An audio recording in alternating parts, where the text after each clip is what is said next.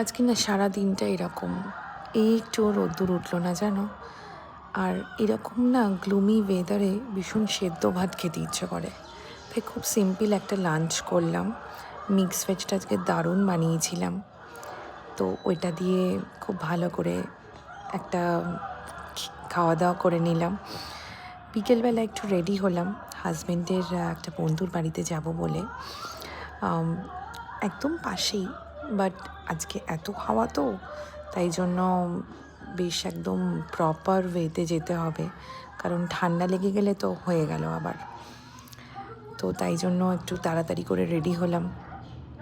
আমার না খুব ভালো লাগে জানো তো, এই একটুখানি গল্প, চা খাওয়া, এগুলো যদি একটুখানি সবাই মিলে করা যায়।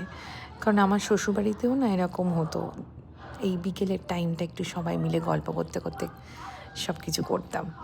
যাই হোক, তাড়াতাড়ি করে বাড়ি ফিরলাম। এখন আমি আবার 8:30টার মধ্যে ডিনার করে নিই।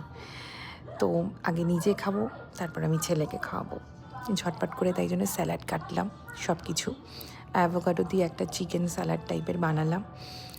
প্রচণ্ড ইয়ামি হয়েছিল। দাঁড়াও তোমাদের দেখাচ্ছি। বলো, দেখি লোভ লাগছে না? তোমরা যদি জানতে চাও কিভাবে এটা করেছি, ডেফিনেটলি আমি কিন্তু রেসিপিটা দেবো।